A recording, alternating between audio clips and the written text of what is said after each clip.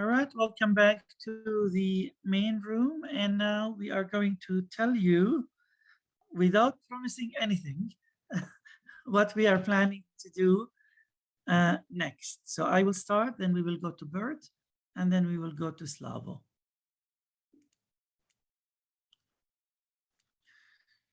So what's next? We told you that so far, most of the texts are OCR'd texts. That means they're not 100% accurate. They are machine generated. And to be honest with you, that was our plan, and we were not going to go any further. However, one time I was talking to one of our monks who went to the Middle East, and they were explaining the horrible situation, the economic situation in Iraq and Syria and Lebanon now, and all these war-torn countries. And they were explaining how the local currency fell there to a ridiculous degree. Then it kind of occurred to me that while it's a horrible situation, we can help them by hiring people there to fix the OCR and correct the OCR. And it will be really low cost for us. And we can ask people to adopt workers. Basically, in these areas, in some areas, $100 per month is a very, very generous salary for a full-time worker, because the university professor is only getting $50 per month. That's how ridiculous the local currency is. So although, for example, in some areas, we are always asked, like, give this much, we always give more. So the salary that we give people is actually more than the salary that they will get locally. So it's a win-win situation for them, because this project is not funded by anybody except people who donate for the project. We are able now to hire a team. We call it the methyllab team. And this is what they do. They see an image of a text like this. They see the OCR, and the OCR will have mistakes. And then they fix the OCR, and the OCR, then the text will be fixed. And we will, in the next version, we will feed you a fixed text. And if George, anybody, are you sharing the screen? Because we I'm not see you. sharing the screen. Okay, there we go. Let me share the screen. That would be useful. Here we go. Do you see the screen now? Yes. Yes. Okay. So that's what methyllab does. The methyllab members basically look at an image like this, and then they look at the text beneath it, which could have mistakes, and then they correct it. So hopefully in the next version, we will have corrected text. If anybody is interested in supporting this endeavor, you can go to bethmargusa.org, methyllab, and you can join this endeavor. Now let's go to, let me make it this view. So here are the methyllab team members. For example, we meet with them monthly. And this is one of our monthly meetings. They're mostly young men and women in the Jazeera, in Iraq, in Lebanon, and other areas. So in addition to getting the corrected OCR, I think Bert will tell you a bit more about the Minov block. You're going to talk about that, Bert? Okay, so I won't say much. We are also trying to see if we are able to link not only the text, but also the image of the books, at least the out of copyright books, so that you can see that. And then Slavo is going to talk about part of speech tagging. And in addition to all of this, so far we are giving you published texts. A number of scholars, including Sebastian, are helping us in coming up with a list of unpublished texts only from manuscripts. And the methyllab team people, in addition to correcting text, and also we have folks in India, not only in the Middle East, they are also typing texts from manuscripts. So hopefully the next release will be more rich. And Sebastian has written a paper about this verse that the scribes put at the end of every manuscript. Just as the sailor rejoices since his ship has reached the harbor, so does the scribe rejoice at the last line he writes when he gets to the end of the manuscript. I can assure you that Simtho and Cedra will always be in the middle of the sea. There are always text to add, always more text to do, and there's always more things to develop. So now I'll hand it to Bert, and then we will go to Slavo. Okay, so I guess my job will be to approach the harbor just a little bit then. So as I showed earlier, we now have just over 13 million words in Simtho, and in terms of bibliographical references, so a little bit over 400. So this means that there are 400 books that have been OCR'd. So these are mainly the major text series, Series PO, and then for the second beta release, also the Gorgias Press and the reprints have been done. And so at that point, this is when I began. And so when I talked about this project with George in the beginning, the idea was to go manually through all bibliographies of published Syriac texts and see what's missing. So you can imagine that this would be quite a tedious job. Luckily, we had Sergei Minov, his bibliography, and so he was able, because he tags texts that contain primary Syriac text, he was able to just generate a list of all that has not been done, so all CSO, PO, Gorgias excluded. And then we had a list of all the things basically that still is missing. Then we had Sebastian Brock going through it and pointing out these are the really important ones. You should start with them. So there's a priority categorization from 1 to 4, which we will adapt in how we will proceed now with the OCR. And so this is why we call it the Minov-Brock bibliography or database. So basically we want to process all these texts. There are about 600 references or so. So so the goal would be to double the amount of words. So go to up to 30 million for the next release, which is I think planned for June 23 or something.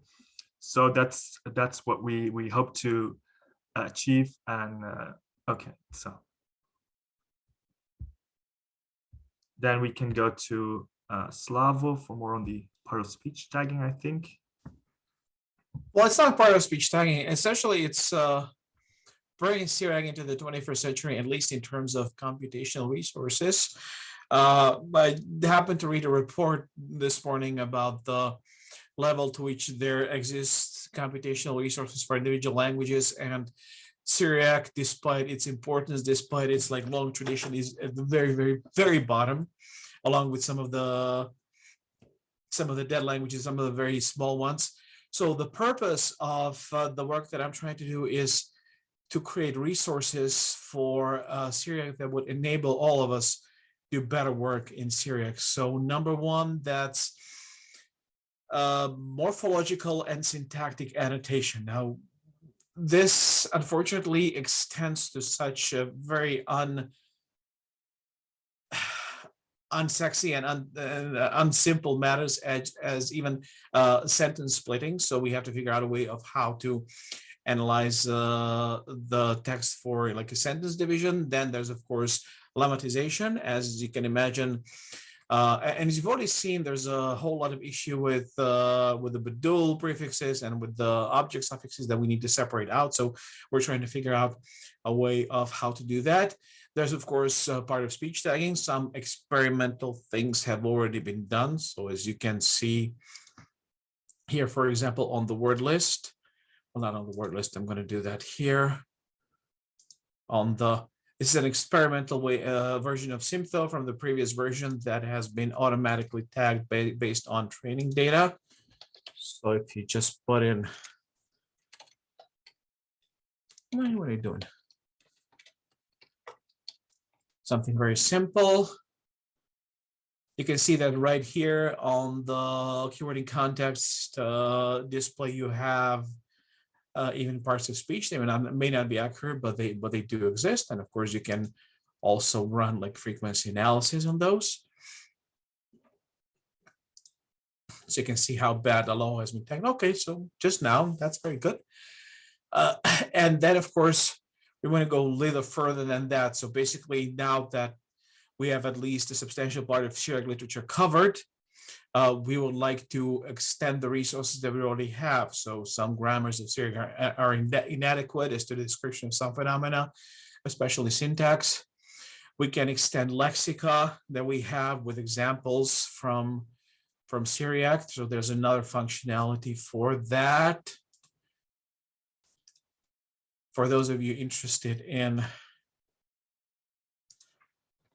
lexical work, and I'm sure there's a lot of you. There's this. So a tool that helps automatically sort good examples for dictionaries, and which would be even better if we had sentence splitting and like part of speech tagging. So it's GDEX. And all of this like computational work kind of presupposes and then feeds into better descriptive work on Syriac, which is sort of my goal, especially when it comes to syntax. So there's going to be a whole lot of manual work involved in this, because there's no other way to do this. We've already made some progress when it comes to verbal morphology, for example, but there's still a lot to do. So that's back to you, George. Thank you very much, Slavo. And now we will go to the next session, which the last one, which is the Q&A. If anybody has any questions, Bert will lead us through this Q&A. You can raise your hand, and then Bert will call upon you. You can just speak and ask your question, and then Bert will divert the question to one of the instructors, depending on what the question is. And you can turn your camera so we can see your beautiful face.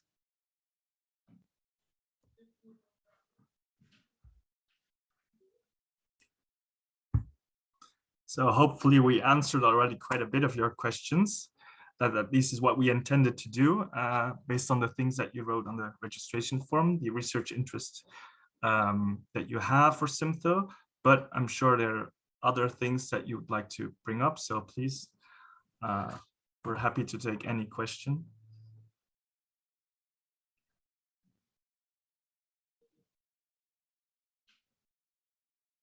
Michael, sorry, I saw Michael. Bert, Michael. Yeah, sure. Yeah, go ahead. Is there, I think very much, George, of kind of your frequency list of vocabulary for New Testament Peshitta, that like every beginning student knows how to prioritize what they want to do with vocab.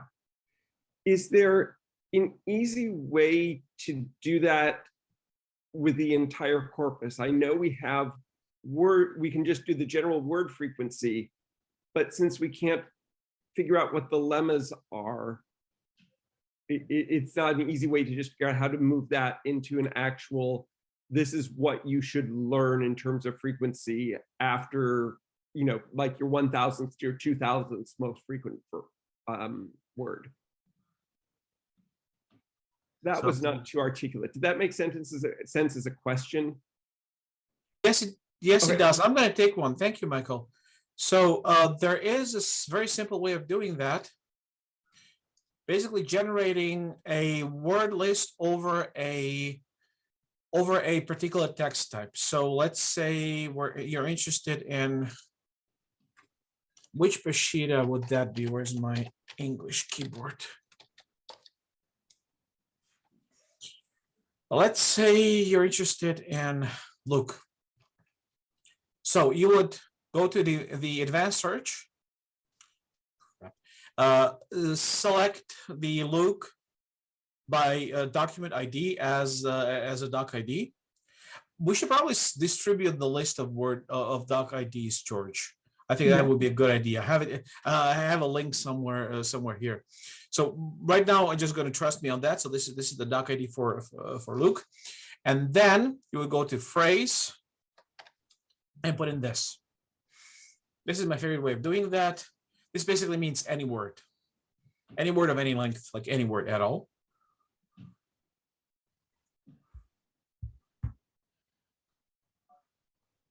This might take a bit because this is a computationally extensive procedure. Okay, I'm gonna give the display back to keyword in context.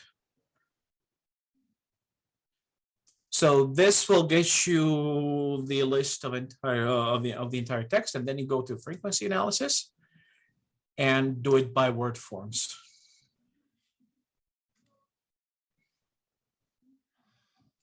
There we go. So, I think most students will already have items 1 through 5 covered. So that's good. That's a lot of the text. You'll see there's only 4,713 types. That's pretty easy. So this is how you would get to a frequency list. Now, I'm not like a fan of rote memorization. I'm pretty sure that's not what you mean, but just in case people think that's how people think. In this case, what often would help is subject this to more frequency analysis. So in this case, it will be the one of the advanced type, where basically you take, let's do it like this. Some sort of immediate context. So you basically have also a phrase that the students kind of can latch onto, can look into. What then? Okay, that's not very. That's a bit helpful. I mean, you can at least see various kinds of uses of MR, but that's sort of like a frequency analysis connected with like more context analysis would definitely be helpful in this sense. And of course, if one should undertake a mission to do what has been done for, let's say, New Testament Greek, where people just pick out the words and analyze them in context and provide like not just semantic maps, but also various usage examples. Or I have here a wonderful example of a dictionary of Middle High German, where they did exactly that. They just picked out like the 2,000 most frequent words and gave them a bunch of corpus examples. That would be a very helpful task indeed, even if one were to do that digitally, which, come to think of it, is a very nice project. If you have an MA student who would be willing to undertake it, I would be very happy to supervise them. So does this answer the question, Michael? Okay, thanks. Just to add, so the document, the list, you can generate a list of document IDs from under corpus info. You can do the same for authors. You can do the same for working titles, but you can get the entire database where you see the relations between all these various attributes. So, but maybe once the database is all done, we might come up with a way to also make this accessible. I'm not talking about the full database. I'm talking about like a very quick overview so that people know that, for example, SEVANT is Severus of Antiochia, and so on and so forth. Because like doc IDs are, of course, generatable, but people don't know what's behind them. They would always have to go like through here and then look at the metadata. So something that's like more easily accessible to people. We plan, Slavo, to publish kind of a reference guide to Syriac literature once this is done. Similar, there's a Greek one, I think. So modeling it after that Greek one. And then that will give you the abbreviations and the full names and the full titles and the editions. And hopefully we can generate that automatically and just edit it. I also intend to publish a sort of an overview paper on this. Well, we as a team tend to publish it. I'll just be writing it up, except I need the data from Shelby still, George. Yeah. So hopefully that information will also be contained in there. Are there any other questions?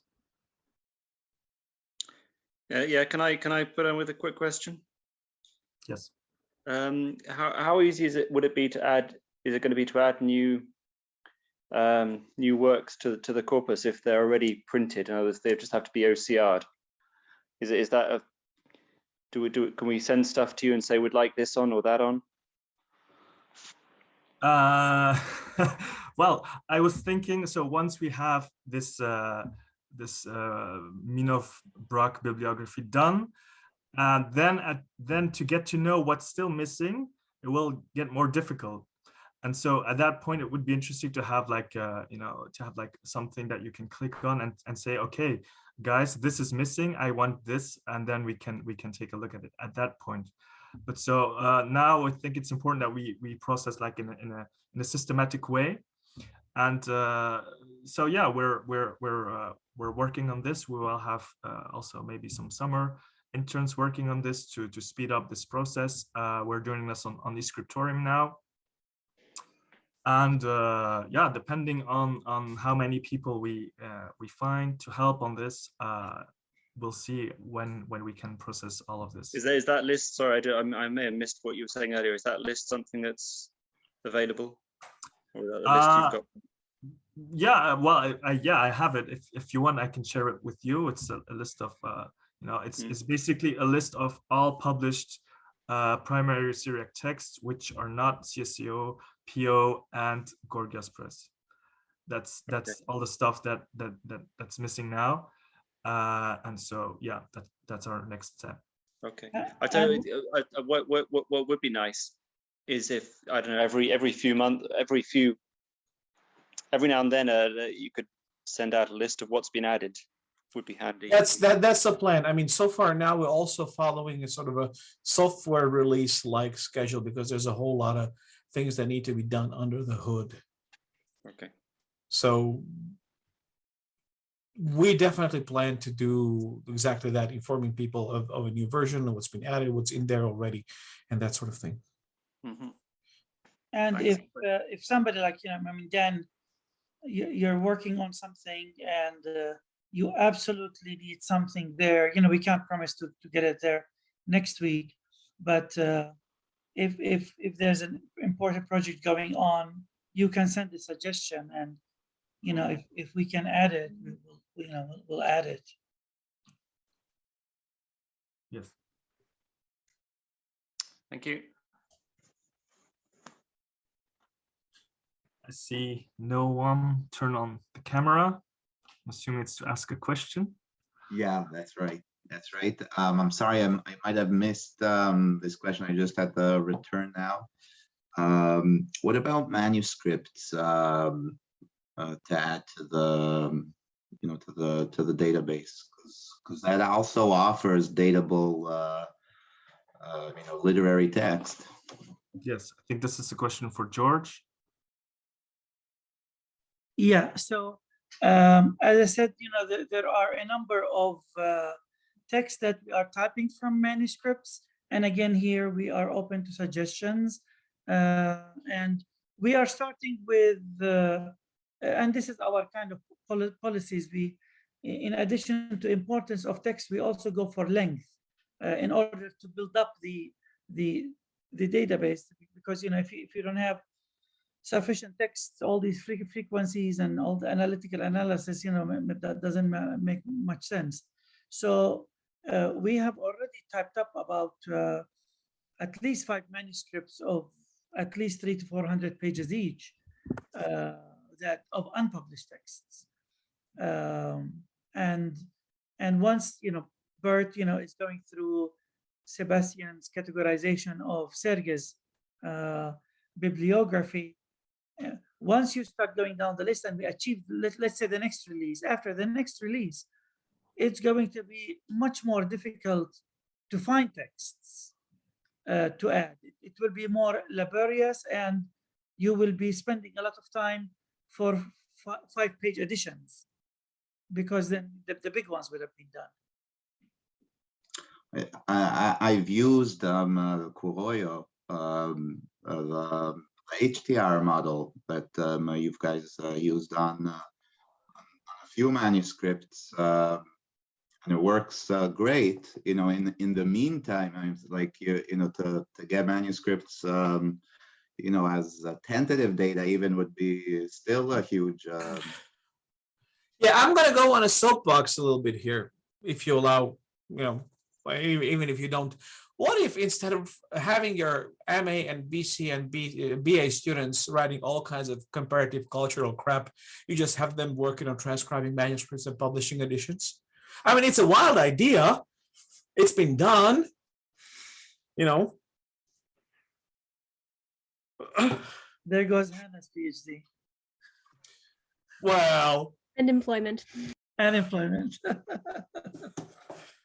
But I mean, this is actually where methyllab comes in, because we don't have to sacrifice the time of the PhDs, and also we can involve people from the culture, and this is something they can contribute also easily, because they can type faster than you know any of us can type, and not only that, they are, once you tell them what they're doing, they are also so proud of it. So after a few months with working with methyllab, and they're correcting text and whatnot, in one of these meetings, one of them said, why are we doing this? Like what the heck is this, right? And once I explained to them, and I showed them Simtho, and I showed them what's going on, they were like, oh wow, like we are contributing to this. They were so proud. So that's why I want to build up this Simtho business. And I wanted to ask and this Slavo. kind of what Sebastian Brock said when I published my first concordance, a marriage between Syriac studies and the communities. Go ahead, Noam. No, I'm sorry, George. I was just wondering, like we can write, I'm sure with Slava I can write a script, that I've already done some things like this, but, that, let's say, go over, manuscripts on Columbus Stewart's and Himmel, database, and run the algorithm, of Kuroyo on the text there. It doesn't even have to be Kuroyo. I mean, we could. I've done some experiments on some more advanced stuff, and it works pretty well. The question is having access to the data from Hummel. But yeah, it could be done, definitely, and do it in the same way that George has begun to do OCR. So basically, just automated plus manual corrections. Yes, that's definitely the case. It's 95%. It's great. It's a great level. In some cases, assume a Right. spherical manuscript, Right. as Okay. usual. But yeah, there's definitely a lot that can be done in this context. So yeah, and in Scriptorium, we mostly work on imported PDFs, but you can also import IIIF, and then work on manuscripts. So yeah, it works just as well. The Kraken engine is I think actually designed for HTR, and so yeah, it can be done. Any other? Be involved in our help if you guys want, but Sabine. Thanks. We always need help. So anybody on this call who would like to be involved, please write to us. If you can write scripts, great. If you cannot write scripts as in computer scripts, not Strangula, etc. If not, you can help us. We are building our own OCR server. So we need people to manage this and take PDFs and OCR it and check the lines and whatnot with metadata. Bert needs help. So if I forgot to say that everybody who's talking and everybody who's contributing is a volunteer. The only people who get paid are the methyllab people, and that's because they need it and they are in the Middle East or India. But everybody else is a volunteer, so you can be part of this as well.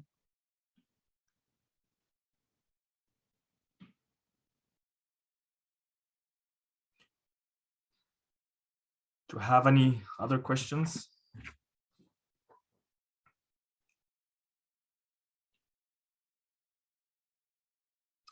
If not, I give the word back to George.